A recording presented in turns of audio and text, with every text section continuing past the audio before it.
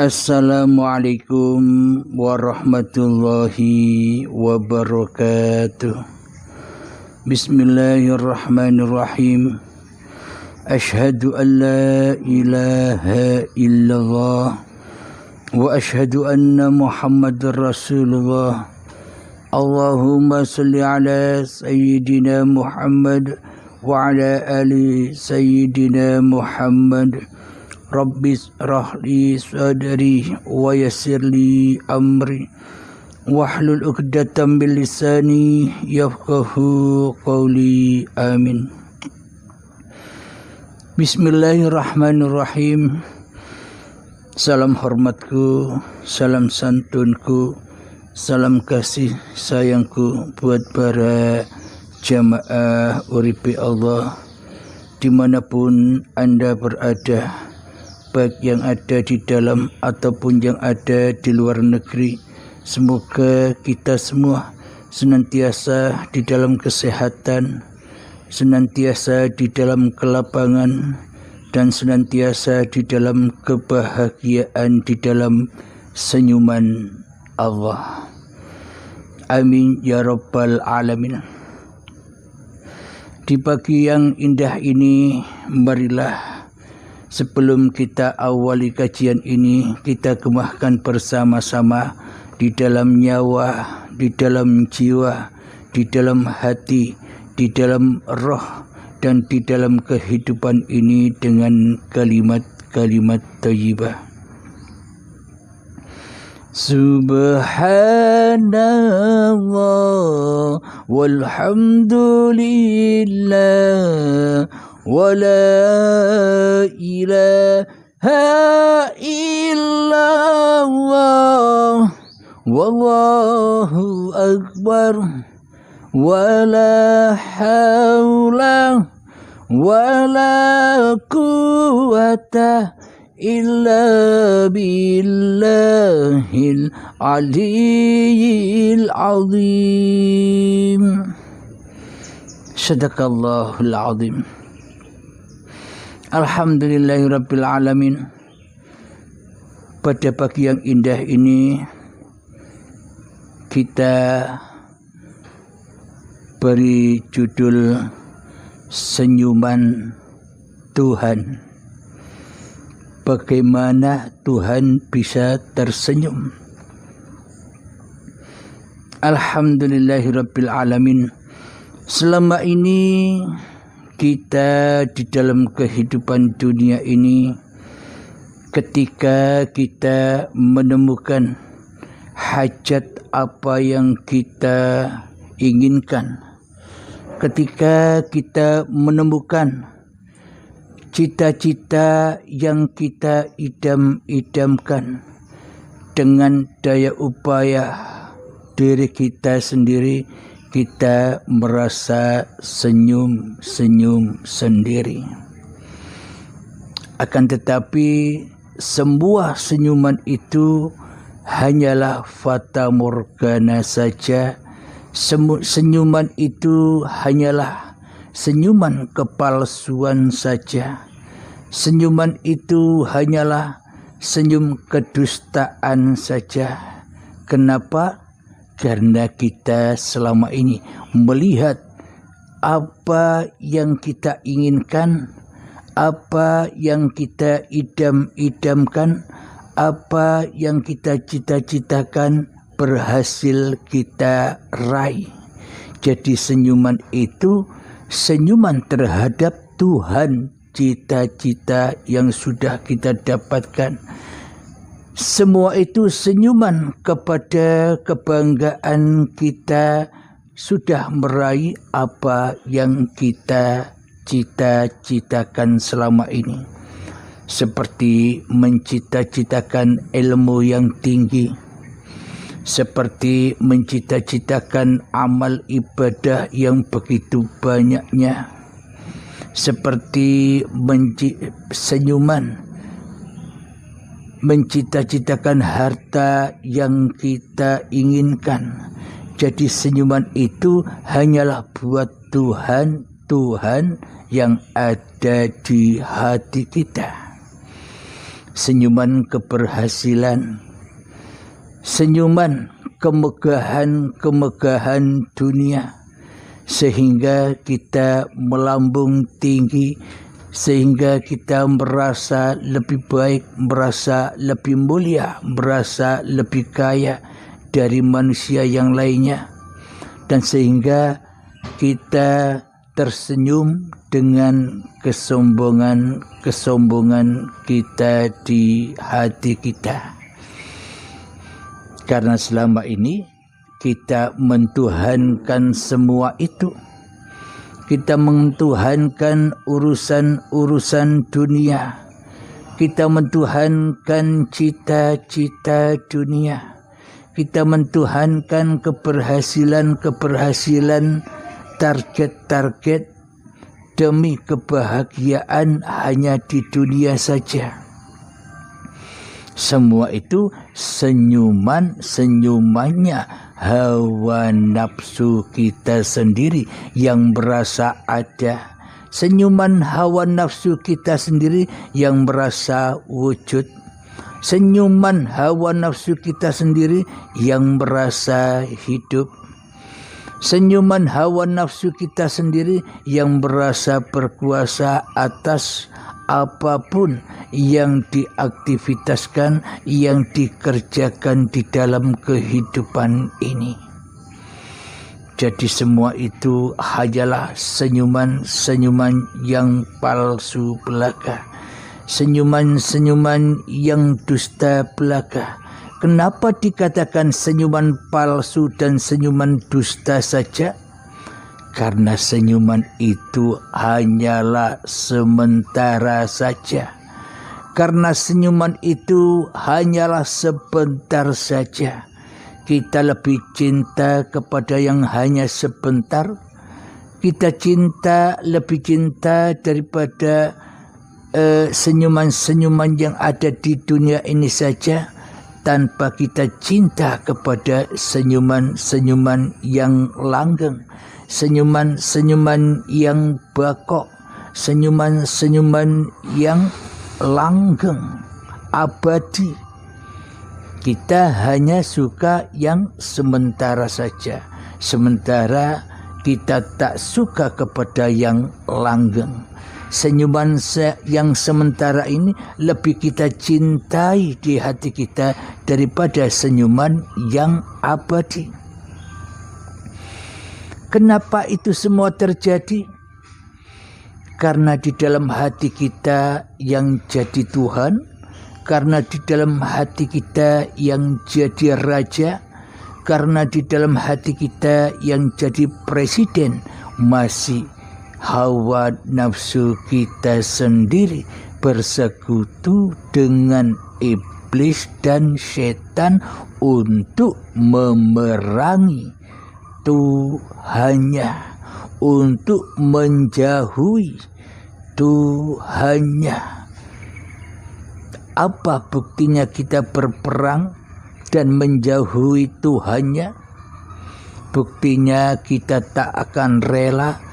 Buktinya kita takkan pernah ridho, takkan pernah mau bila Tuhan, bila Sang Pencipta, bila Allah berkuasa atas diri kita. Kita tidak ridho kita ini dituhani Tuhan.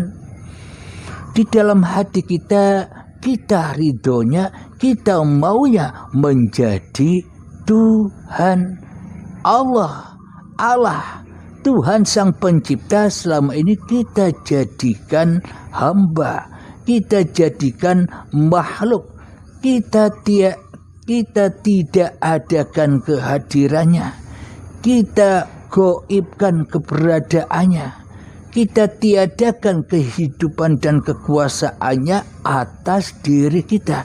Itulah bukti bahwa kita selama ini telah memusuhi Tuhan. Selama ini kita telah mensyirikkan Tuhan dengan diri kita. Kita selama ini menyerupai Tuhan di dalam hati kita, ketika yang wujud, ketika yang ada, ketika yang berkuasa di dalam hati kita masih diri manusia kita. Mohon maaf.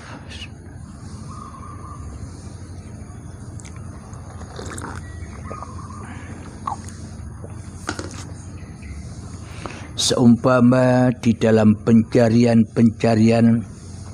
ilmu mencari Tuhan, kita sudah ribuan kali berbaiat kepada seseorang, jutaan kali kita beribadah, jutaan kali kita sholat, jutaan kali kita bertafakur, jutaan kali kita berzikir, jutaan kali kita memuji Tuhan. Akan tetapi bila yang wujud, bila yang ada, bila yang hidup di dalam hati kita masih setan yang terkutuk, masih diri kita yang terkutuk ini, maka ribuan baiat, jutaan sholat, jutaan ritual, jutaan ilmu, jutaan amal, dan jutaan kebaikan apapun yang kita lakukan sejak detik-detik akil balik hingga setua ini, semuanya tak ada artinya karena masuk tenggelam di dalam senyuman diri kita sendiri, masuk di dalam senyuman iblis dan setan yang telah berhasil untuk menjadikan kita sebagai kawan, untuk menjadikan kita sebagai sahabat selama ini. Jadi iblis dan setan senyum-senyum gembira melihat kita yang sudah berhasil dijauhkan dari yang menciptakan kita di hati kita. Jadi inilah yang dimaksud senyuman setan, senyuman hawa nafsu yang rusak, senyuman diri kita yang hanya sementara saja, yang mana setelah senyum sebentar, setelah bahagia sebentar, setelah damai sebentar hati, maka bergolak lagi, banyak bergolaknya daripada senyumannya. Itulah makna dari senyuman kita selama ini hanya senyuman palsu belaka. Kebahagiaan kita selama ini hanyalah kebahagiaan yang sementara saja, yang sebentar saja. Kenapa? Karena kita di dalam dunia ini lebih banyak menerima kesedihan, lebih banyak menerima penderitaan, lebih banyak menerima kesulitan, kekecewaan, kekhawatiran daripada melanggengkan senyuman hakikat kebahagiaan di dalam hati kita. Kenapa itu semua terjadi? Karena di dalam hati kita bukan yang langgeng. Karena di dalam hati kita masih yang rusak, masih yang fana, masih yang hancur, yang menjadi Tuhan, yang berkuasa, yang jadi presiden di dalam hidup dan badan ini, yakni pengakuan demi pengakuan diri kita terhadap kehidupan dunia ini, pengakuan diri kita yang sudah mencapai ilmu yang apa yang kita inginkan, kebanggaan kita yang sudah meraih cita-cita yang kita dapatkan. Itu semua hanyalah senyuman palsu. Di dalam senyuman palsu itu terbukti ada api kesedihan, api ketakutan. Takut suatu saat nanti hartaku diambil orang. Takut suatu ketika ilmuku ada yang menyaingi. Takut ketika suatu ketika kekayaanku ada yang menandingi. Takut suatu ketika amal-amalku ada yang melebihi. Semuanya kehidupan ini serba menakutkan daripada senyumannya.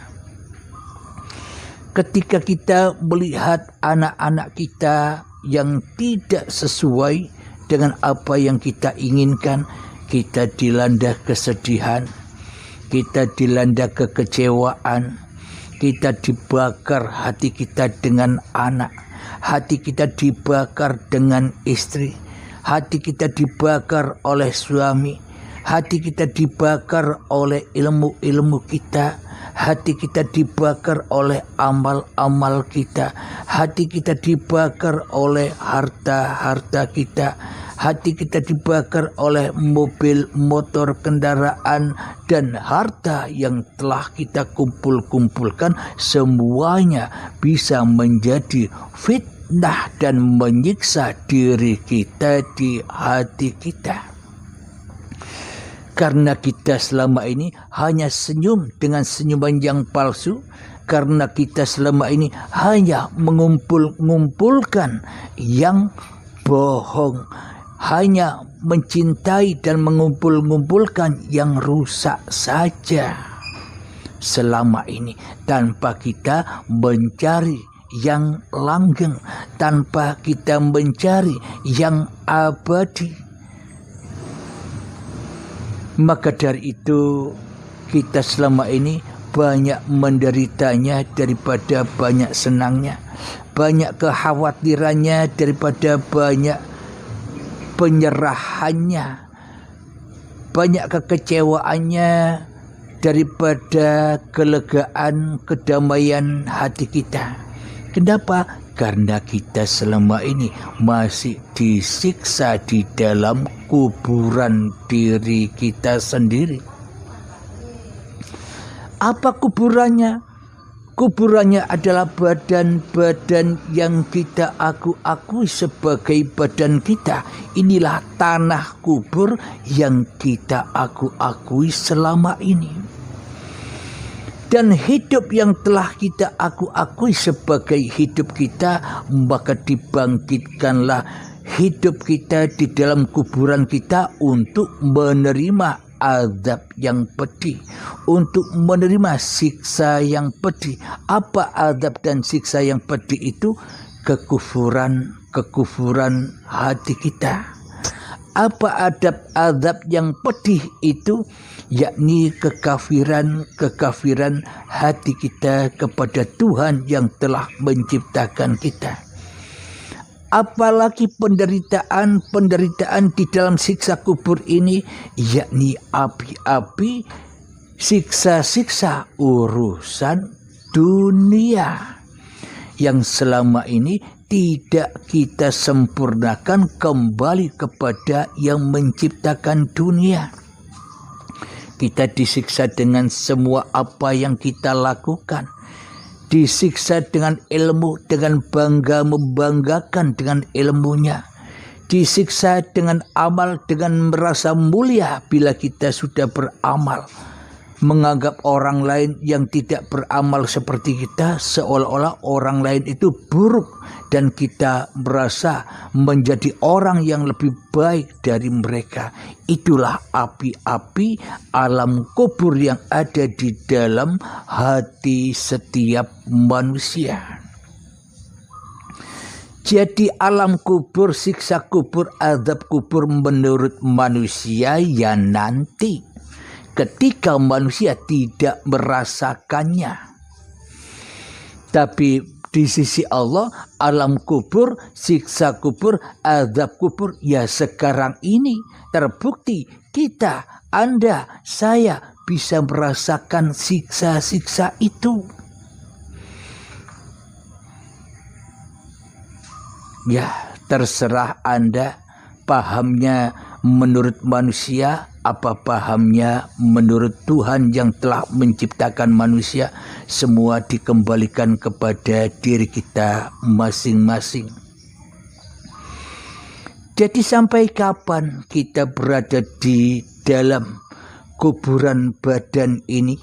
Sampai kapan kita berada di dalam siksaan dan siksaan di dalam badan ini? Jiwa kita yang disiksa, nyawa kita yang disiksa, hati kita yang disiksa, roh kita yang disiksa dengan berbagai macam fitnah-fitnah yang mana tidak diperkenankan kita untuk menuju fitnah itu.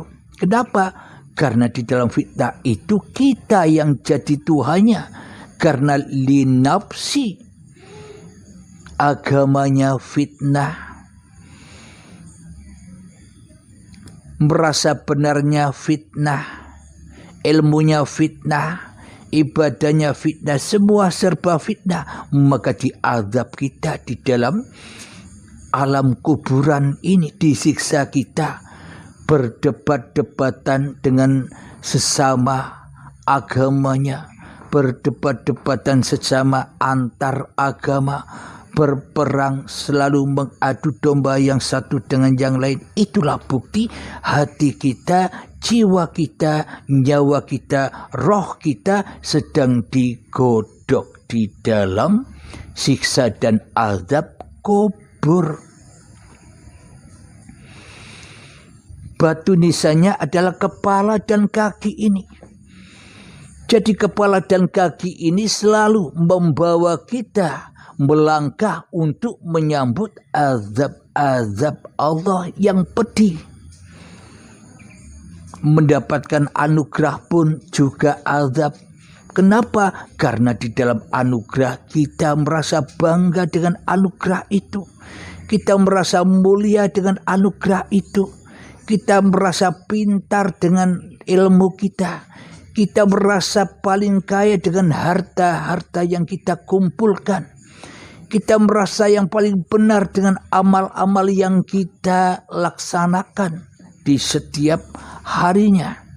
Jadi semua itu akan membawa fitnah bila kita masih berada di dalam azab dan siksa kuburan badan ini yang kita rasakan selama ini. Kapankah kita merasakan azab dan siksa kubur itu? Ya ketika kita masih merasa hidup. Kapan itu adanya? Besok apa sekarang? Logikanya kan begitu. Akal kita harus kita pakai. Bertuhan dan beragama itu bisa dilogikakan. Kalau tidak logika, ya angan-angan. Berarti kita nyembah angan-angan. Apa bedanya kita nyembah pohon? Apa bedanya kita nyembah kayu? Apa bedanya kita nyembah matahari? Apa bedanya kita nyembah gunung dan sebagainya? Bila agamanya hanya angan-angan, bila Tuhannya masih tak ada di dalam hatinya kecuali Tuhan hawa nafsunya sendiri, itulah azab dan siksa kuburan yang sebenar-benarnya. Kenapa? Kita merasakannya. Tapi kalau nanti, apa mungkin kita bisa merasakan? Hidupnya saja tidak ada. Bagaimana mungkin kita merasakan kesakitan dan siksaan serta azab yang pedih di dalam tanah? Tanahnya sudah kita pakai sekarang. Tanahnya sudah kita akui milik kita sekarang. Ya sekarang pun juga azab dan siksa itu berlaku. Lalu sampai kapan kita terazab dan tersiksa di dalam kuburan-kuburan badan kita ini? Untuk melanjutkan sampai kapan itu terjadi, marilah kita berlatih dahulu. Marilah kita menyelamatkan jiwa-jiwa kita dari azab dan siksa kubur yang ada di dalam hati kita. Marilah benahi iman-iman kita agar kita tidak tersiksa lagi, agar kita menemukan hari-hari kebangkitan. Marilah kita gelapkan manusia kita, marilah kita sunyikan manusia kita, marilah kita tiadakan diri manusia kita, marilah kita adamkan diri manusia kita, marilah kita goibkan diri manusia kita agar kembali kepada yang mewujudkan kita. Siapa? Tuhan semesta alam yang maha wujud dan maha perkasa. Silahkan mengheningkan cipta, mulai Bismillahirrahmanirrahim, masuklah ke dalam dirimu.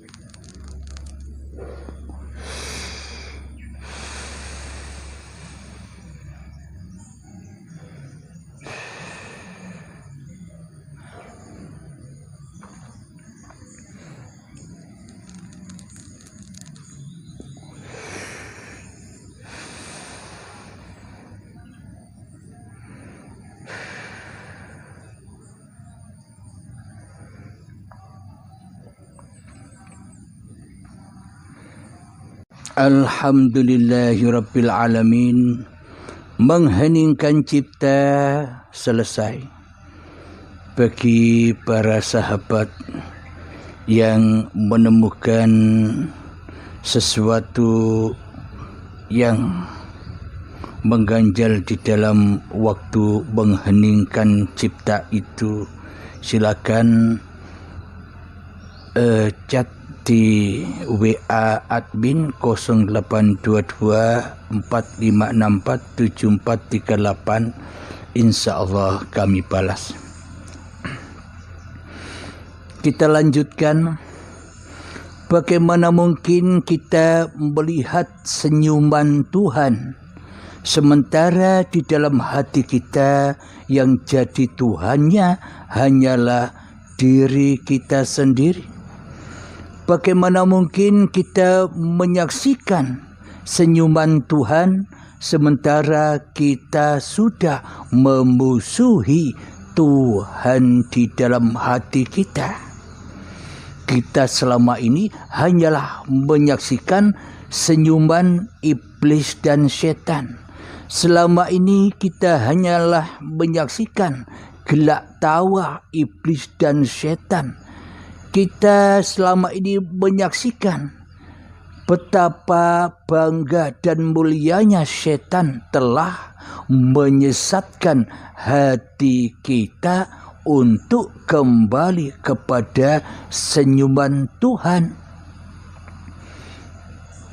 Bagaimana mungkin kita menyaksikan senyuman Tuhan yang tidak kita pertuhankan di dalam hati kita? Lalu bagaimana caranya kita bisa menyaksikan senyuman Tuhan? Cara menyaksikan senyuman Tuhan ada di dalam ayat atau di dalam kitab sucinya. Di dalam Al-Quran kita buka surat Al-Fajr. Surat Al-Fajr. Fajar artinya cahaya yang terang benderang. Selama ini fajar di dalam hati kita, fajar di dalam jiwa kita, fajar di dalam nyawa kita, fajar di dalam roh kita, fajar di dalam kehidupan sejak detik-detik akil balik hingga setua yang bau tanah ini kan masih fajarnya hawa nafsu. Kan masih fajar dan cahayanya iblis dan setan saja. Maka kita takkan pernah bisa menyaksikan senyuman Tuhan Sementara di dalam hati kita masih menyaksikan senyuman gelak tawanya, kebahagiaan dan kebanggaannya setan yang terkutuk di dalam hati kita. Siapakah setan yang terkutuk yang sesungguhnya itu? Setan yang terkutuk yang sesungguhnya itu tidak goib, bro. Tidak goib setan itu. Dijelaskan di dalam firman-Nya Allah, Inna syaitana lakum aduwwum mubin. Sesungguhnya setan itu adalah musuh yang nyata bagimu. Coba tes, coba cek, coba lihat masuk ke dalam diri kita masing-masing. Ada siapa yang wujud di dalamnya? Siapakah yang wujud di dalam nyawa kita? Siapakah yang wujud di dalam jiwa kita? Siapakah yang wujud di dalam hati kita? Siapakah yang wujud di dalam roh kita? Dan siapakah yang wujud selama ini di dalam kehidupan ini? Yang wujud, yang nyata, yang jelas, yang hidup, yang berkuasa, yang perkasa, cahaya diri manusia kita sendiri, bukan? Itulah al-fajr, yakni masih cahaya manusianya yang lebih akbar, yang lebih besar, yang lebih agung, yang lebih kuasa di dalam hati kita daripada fajarnya Allah, daripada senyuman Allah, daripada cahaya Tuhan yang mewujudkan diri kita di hati kita. Sadarilah, itulah setan itu. Siapa? Ya diri kita sendiri selama ini yang jadi setannya. Alhamdulillahirabbil alamin. Jadi yang masih terang benderang di dalam jiwa kita, di dalam hati kita, di dalam nyawa kita, di dalam roh kita, dan di dalam kehidupan kita masih cahaya yang rusak. Masih cahaya siksaan, yang mana banyak kesedihannya, yang mana banyak sengsaranya di dalam kehidupan ini, siapapun Anda. Itulah bukti bahwa kita sudah masuk kuburan dan disiksa serta diazab di dalamnya, di kuburan badan yang dari tanah ini. Karena di dalamnya kita belum menemukan cahaya Tuhan, belum menemukan al-fajrillah. Yang kita temukan hanyalah al-fajrin nas, sinar-sinar cahaya kemanusiaannya saja. Lalu bagaimanakah caranya untuk lepas dari setan yang terkutuk ini? Bagaimanakah caranya untuk melepaskan semua jeratan-jeratan kesengsaraan, penderitaan, kesedihan yang kita alami selama ini? Ya tunggulah sampai hari kiamat. Setelah hari kiamat, hari berbangkit. Hari kiamat, setelah hari kiamat ada hari perhitungan, di mana dicek, mendapatkan rapot-rapot diri kita. Bagi masih yang belum beriman, menerima rapotnya merah semua dengan tangan kirinya. Tapi bagi yang sudah beriman, sudah taubat kembali kepada Tuhannya, ya akhirnya dibangkitkan oleh Allah untuk menuju akhirat, kembali pulang kepada Tuhannya. Berakhirlah kemanusiaannya, maka bertemulah ia, kembalilah ia ke alam kejadiannya, ke alam asalnya, dari goib menjadi goib, dari tiada menjadi tak ada, yang wujud, yang nyata, yang hidup, yang berkuasa, hanyalah Tuhan yang menciptakan kita. Bagaimanakah cara melepaskan itu semua? Bagaimanakah caranya kita terbebas dari siksa-siksa dan azab-azab kubur yang ada di dalam jiwa kita selama ini? Ya, heningkan dirimu. Belajar hening itu agar ketemu dengan senyuman Tuhanmu, agar kita bisa kembali kepada lillahi ta'ala. Jadi para nabi dan para rasul itu diutus ke dunia ini untuk memperingatkan seluruh manusia agar kembali bertemu dengan Tuhannya, agar segera pulang dari azab yang pedih di dalam dunia ini, agar bisa tersenyum menyaksikan senyuman Tuhannya. Alhamdulillahirabbil alamin. Mari kita buka di dalam surat Al-Fajr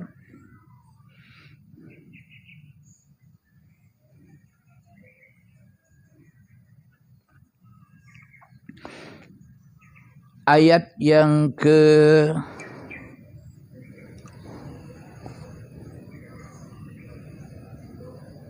27. Bismillahirrahmanirrahim. Ya ayyatuhan nafsul mutmainnah. Artinya, wahai jiwa yang tenang, irji'i ila rabbiki radiyatan mardiyah. Kembalilah kepada Tuhanmu dengan hati yang ridho dan diridhoi. Fadkhuli fi ibadi. Maka masuklah ke dalam golongan hamba-hambaku. Wadkhuli jannati. Dan masuklah ke dalam surgaku. Nah, jadi cerita ini bukan cerita dongeng yang katanya nanti, tapi ini cerita fakta. Hak Al-Quran itu hak, bisa dirasakan semua kejadian-kejadian yang diceritakan di dalam Al-Quran ini. Bukan dongeng, bukan cerita orang dahulu, bukan cerita orang besok. Tapi sekarang ini semuanya sudah terjadi bagi orang-orang yang berakal, bagi orang-orang yang dikehendaki Tuhannya. Mari kita bongkar ayat ini, kita kaji secara mutasabihatnya, makna yang tersirat, makna yang tersimpan selama ini, yang tahu hanyalah Tuhan yang merahasiakan semua ini dari hamba, dari manusia yang telah mensekutukannya. Merahasiakan semua ini kepada hamba yang masih melihat cahaya dirinya di hatinya. Merahasiakan rahasianya kepada manusia-manusia yang masih terazab dan berkumpul dengan iblis dan setan di dalam kuburan dan di dalam neraka jahanam. Jadi masih rahasia buat orang-orang yang masih jadi Tuhan di dalam hatinya. Jadi Allah tidak merahasiakan dirinya, manusialah yang merahasiakan Tuhannya. Kenapa? Karena manusianya tidak rela, karena manusianya tidak ridho bila Allah, bila Tuhan itu Tuhan yang menciptakannya. Manusia, iblis setan selalu menyesatkan kita agar kita tidak rela, agar kita tidak ridho dituhani oleh Tuhan. Kita tidak rela, tidak ridho bila hati kita lillahi ta'ala, senangnya, cintanya linafsi, masih membaca Al-Fajrin Nas, cahaya-cahaya manusianya yang kerap menjadi Tuhan di dalam hati kita. Bismillahirrahmanirrahim. Ya ayyatuhan nafsul mutmainnah, wahai jiwa yang tenang. Siapakah jiwa-jiwa yang tenang itu? Bila di dalam hati kita masih ada cahaya kemanusiaannya, cahaya manusianya lebih akbar daripada cahaya Tuhannya, cahaya manusianya masih lebih mulia daripada cahaya Tuhannya, cahaya manusianya masih merasa hidup daripada cahaya Tuhannya, cahaya manusianya masih merasa berkuasa atas segala aktivitasnya daripada cahaya Tuhannya, maka bagaimana mungkin jiwanya bisa tenang? Jiwa kita selama ini meronta-ronta kesakitan. Jiwa kita selama ini meronta-ronta di dalam kesedihan dan di dalam azab bala yang pedih. Kita ditakut-takuti dengan berkurangnya harta kita. Kita ditakut-takuti dengan ketidakcukupan di dalam berbelanja atau menyedekahkan, menginfakkan untuk keluarga kita. Ditakut-takuti besok makan apa, nanti kita bagaimana, anak-anak kita bagaimana sekolahnya, biayanya besar. Kita ditakut-takuti oleh apa yang kita cintai di dalam hati kita.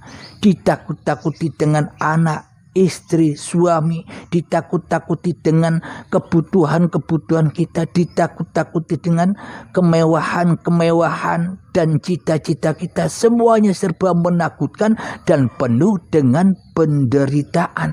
Bagaimana mungkin jiwa kita bisa tenang bila kita masih merasa jadi Tuhannya atas semua itu? Jadi bagaimanakah agar jiwa kita bisa tenang? Wahai jiwa yang tenang, caranya bagaimana? Di dalam melatih hening itu untuk melatih ketenangan jiwa agar kita tidak jadi Tuhan lagi di dalam keheningan itu.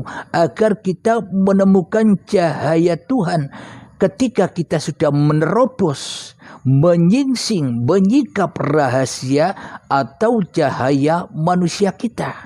Jadi cahaya manusianya harus dimatikan agar gelap manusianya. Maka ketika sudah gelap manusianya, sudah tak ada manusianya, sudah gaib manusianya, sudah mati manusianya, maka nyatalah cahaya yang terang benderang, yakni Al-Fajrillah, cahaya Tuhannya yang ternyata selama ini mewujudkannya. Cahaya Tuhannya yang ternyata selama ini menghidupkan manusianya. Cahaya Tuhannya yang selama ini mengatur atau menggelar semua aktivitas-aktivitas ciptaannya. Maka dari itu, irji'i ila rabbiki radiyatan mardiyah. Kembalilah, jadi cara untuk menemukan jiwa yang tenang, jadi cara kita terbebas dari siksa azab kuburan ini, jadi cara agar kita terbebas dari siksaan dan azab neraka jahanam, api-api anar yang sudah kita kumpulkan selama ini dan yang membakar jiwa kita. Marilah kita kembalikan kepada Tuhan dengan hati yang ridho, maka Allah meridhoimu. Maknanya kembalikanlah semuanya, kiamatkan hidupmu dan badanmu. Kiamatkan hidupmu dan badanmu maknanya pasrahkan kembali, selamatkanlah kembali cahaya dirimu kepada cahaya Tuhanmu. Pasrahkan kembali bahwa hidup inilah uripe Allah dan badan inilah ciptaan Allah. Itulah maknanya kita kembalikan lagi bahwa hidup dan badan ini sebenarnya dohir batinnya Tuhan itu sendiri. Ketika kita sudah tidak jadi Tuhan lagi, ketika kita sudah rela, ridho, mati syahid, mati di dalam menyaksikan uripe Allah. Dengan begitulah jiwa kita akan tenang dari huru haranya perjalanan-perjalanan kehidupan kita, dari huru haranya bencana yang ada di sini dan yang ada di sana, bencana di berbagai tempat yang selalu merisaukan, yang selalu menakutkan, yang selalu membuat hati kita ketakutan dan sedih. Kenapa? Karena kita belum menemukan ketenangan jiwa. Kenapa? Karena kita masih jadi Tuhan. Kenapa? Karena kita masih diadab di dalam kuburan badan ini. Kenapa? Karena kita tak rela, karena kita tak ridho bila hidup dan badan ini bukan milik kita. Bila hidup dan badan ini milik Tuhan, kita tidak rela. Kembalikan amanah-amanah itu kepada yang menciptakan. Jadi kembalikanlah, jadi kiamatkan, hancurkan hidup dan badan ini. Kembalikan lagi, pasrahkan lagi amanah-amanah ini kepada Tuhan yang menciptakan kita. Berarti untuk menemukan jiwa yang tenang, kita kan harus mati. Untuk menemukan jiwa yang tenang, kita tidak jadi Tuhan lagi. Jangan berkuasa lagi di dalam dirimu. Jangan menjadi Tuhan lagi di dalam nyawamu. Jangan menjadi Tuhan lagi di dalam jiwamu. Jangan menjadi Tuhan lagi di dalam hatimu. Jangan menjadi Tuhan di dalam rohmu. Jangan kau akui semua milikmu. Itulah tanda kiamat, penantian yang panjang di dalam kuburan ini. Inilah yang dimaksud alam barzah, alam penantian, disiksa, diadab kita di alam penantian, diilustrasikan, diceritakan di dalam alam barzah. Matahari sangat dekat, satu depa akhirnya membuat kita panas, kadang berkeringat saking panasnya, sehingga membasahi mata kaki kita, menenggelamkan mata kaki kita, menenggelamkan lutut kita, menenggelamkan pusar kita, menenggelamkan bau kita, hingga menenggelamkan seluruh badan kita. Kita disiksa di dalamnya dengan berbagai macam urusan dunia yang jauh dari cahaya Tuhan. Maknanya kita hidup selama ini di dalam cahaya setan, ya digodok dengan siksaan-siksaan yang pedih. Karena kita sendiri, kenapa kita suka tinggal berkumpul bersama setan di dalam neraka yang memanaskan ini? Itulah alam barzah yang katanya nanti itu. Bagi orang-orang yang belum bertuhan, ya tidak percaya bila alam barzah, alam kubur, siksa kubur, azab neraka, hari kiamat, hari kebangkitan, wassiratul mustaqim, hari timbangan, surga, neraka, dan bertemu wajahullah itu terjadinya sekarang ketika manusianya masih ada. Kalau nanti sudah mati, dikubur di tanah yang luar itu, bagaimana bisa merasakan perjalanan-perjalanan itu? Wong sudah selesai perannya, wong sudah tidak ada Tidak ada lagi dirinya, tidak berkuasa lagi atas hidup dan badannya. Bagaimana mungkin manusia bisa merasakan azab kubur yang di luar itu? Aslinya dari tanah, ya kembali ke tanah. Sempurnanya manusia dari tanah, ya kembali ke tanah. Tidak ada manusia yang kembali bukan ke tanah. Karena kejadiannya ya dari tanah. Hidupnya ya kembali kepada uripe Allah. Jadi untuk menggapai ketenangan jiwa, maka kembalikan semuanya kepada Tuhanmu yang menciptakan kamu. Itulah yang dimaksud iman kepada hari kiamat. Kiamatkanlah dirimu. Setelah kiamat mati semua, dirimu dan makhluk semua mati. Tak ada, tak wujud. Maka bangkitlah. Bangkitlah wajhullah. Bangkitlah uripe Allah yang selama ini dirampas, dicuri, dirampok oleh manusianya. Siapa yang mengaku-ngaku menjadi Tuhan? Diri kita membisu, tak bisa menjawab. Karena apa? Karena tidak ada. Karena nyawa sudah kita cabut sendiri. Berarti siapa malaikat maut itu? Siapa malaikat Israel itu? Ya kan dirimu sendiri. Kau cabut sendiri dengan keheningan-keheninganmu. Di dalam latih hening itu kita mencabut roh, kita mencabut nyawa, kita mencabut jiwa, kita mencabut hati, kita mencabut kehidupan ini agar kita pasrahkan kembali kepada Tuhan yang berhak atas ini semua. Inilah yang dimaksud hari kiamat dan hari kebangkitan itu. Nyata bukan? Bukan dongeng, bukan, nyata. Hak Al-Quran ini hak, bukan dongeng. Bukan nanti, bukan dulu, tapi sekarang. Sudah tersedia semua alam-alam yang katanya gaib. Ketika Tuhannya sudah nyata di dalam hatimu. Nyata semua yang katanya gaib-gaib itu. Namun bila Tuhan engkau gaibkan di dalam hatimu, ya semuanya gaib, alam-alam itu. Inilah makna mutasyabihat, rahasia Tuhan. Siapa yang menerangkan? Ya Tuhan sendiri. Bagaimana mungkin tanpa uripe Allah ada kalam? Bagaimana mungkin tanpa uripe Allah ada ilmu?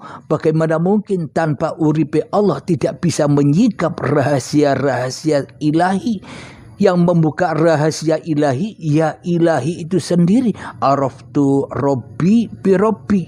Aku mengenal Tuhanku dengan Tuhanku. Bukan diriku yang mengenal. Tapi manusia, seluruh manusia diperankan oleh Tuhannya. Namun hanya sangat amat sedikit mereka-mereka yang dikehendaki Tuhan untuk mewakili Tuhan, untuk menjadi khalifah. Wakil Tuhan. Karena apa? Kebanyakan manusia menjadi ketuanya Tuhan. Tuhan dijadikan wakil, dirinya menjadi ketua. Sehingga fajrin nas, cahaya manusianya lebih terang benderang daripada cahaya Tuhannya. Tuhannya gaib, Tuhannya tidak ada, Tuhannya mati selama ini. Alhamdulillah, itulah bagaimana caranya kita menggapai menjadi jiwa-jiwa yang tenang tadi. Ya, hadapilah kiamat, berikan semua amanah-amanah yang kepada yang berhak. Ketika sudah diberikan semua, matilah dirimu, maka bangkitlah. Di sini kebalikannya, manusianya mati, yang bangkit siapa? Yang bangkit ya Tuhannya, yakni Tuhannya bangkit berkuasa atas manusianya daripada manusianya yang berkuasa atas Tuhannya. Selama ini kan dibalik, seolah-olah kita, seolah-olah manusia berkuasa atas Tuhan. Kita mintai Tuhan, ya Allah berikan aku ini. Bila diberikan oleh Allah merasa bangga. Bila doa-doanya diterima merasa bangga. Aku kok doaku ya diterima, sombong kepada Tuhannya. Alhamdulillahirabbil alamin. Itulah yang dimaksud Rasulullah, manusia yang sudah menjadi utusan Allah, sudah bangkit manusianya dari belenggu-belenggu setan dan iblisnya, sudah kembali kepada Tuhannya, tidak menjadi rasulnya setan lagi, tidak menjadi utusannya setan lagi, tidak menjadi pesuruh setan lagi, maka kembalilah manusia menjadi utusan-utusan Allah, menjadi rasul-rasul Allah, menjadi pesuruh-pesuruh Allah. Maknanya bagaimana? Manusia sudah menghadapi kodok dan kodarnya Allah. Itulah iman kepada kodok dan kodarnya Allah. Apa? Selalu nrimo ing pandum. Apapun yang dihadapkan Allah kepada dirinya, hatinya selalu damai, hatinya selalu bahagia. Inilah yang dimaksud senyuman Tuhan. Jadi bukan manusianya lagi yang bisa tersenyum menghadapi kehidupan ini. Tuhanlah yang memerankan semua ini dengan kuasanya. Itulah yang dimaksud senyuman Tuhan. Sudah kembali kuasa Tuhannya kepada Tuhannya, sudah kembali kewujudan Tuhannya kepada Tuhannya, sudah kembali kehidupan Tuhan kepada Tuhannya, sudah kembali keperkasaan Tuhan kepada Tuhannya. Itulah yang dimaksud senyuman Tuhan. Itulah kebahagiaan manusia. Ketika manusia sudah menjadi Abdullah, ketika manusia menjadi hamba Allah, ketika manusia sudah menjadi Rasulullah di dalam hatinya, maka masuklah ke dalam golongan hamba-hambaku. Jadi sudah hamba Allah. Selama ini kan kita bukan hambanya Allah. Kita jadi hambanya setan, hambanya iblis yang masih terang benderang di dalam hati kita bahwa kitalah yang ada, Allah tidak ada. Nah, jadi kalau kita sudah masuk ke dalam abdillah, hamba Tuhan, uripe Allah yang ada, maka masuklah ke dalam surgaku. Itulah maknanya senyuman Tuhan. Itulah maknanya kuasa Tuhan. Manusianya enjoy saja di dalam kehidupan ini karena manusianya sudah tak mampu berperan lagi. Karena seluruh peran wallahu khalaqakum wa ma ta'malun. Allah lah yang menciptakan kamu dan Allah lah yang menciptakan apapun yang kau perbuat. Bila manusianya tak ada nyata ayat ini, tapi bila manusianya masih ada jadi Tuhan, tak nyata ayat ini. Semuanya goib, semuanya bohong, semuanya dongeng belaka. Bila manusianya yang masih merasa wujud di hatinya daripada wujud Tuhannya yang telah menciptakannya. Salam senyuman Tuhan. Semoga kita semua dapat memahami pemaparan ini, terkhususnya diri saya sendiri, karena sebenarnya diri saya tak ada ilmunya sama sekali. Bagaimana saya Abdul Halim punya ilmu sementara hidup saja tidak punya. Semua adalah ilmunya Tuhan, rahasia Tuhan yang berahasiai Abdul Halim selama ini, yang berahasiai kita semua selama ini. Marilah wahai manusia, ya ayyuhan nas, kembalilah kepada penciptamu. Dengan apa? Ya kembalilah kepada dirimu. Siapa dirimu itu? Dirimu itu diciptakan apa yang menciptakan. Sadari itu. Alhamdulillahirabbil alamin. Sebelum kita akhiri kajian di pagi yang indah ini, marilah kita kembangkan salawat dhalimin daf'ul bala. Allahumma salli ala sayyidina Muhammad wa ashghili zalimin bi zalimin. Allahumma salli ala sayyidina Muhammad wa ashghili zalimin bizalimin wa akhrijna min bainihim salimin wa ala alihi wa sahbihi ajma'in. Alhamdulillahi rabbil alamin.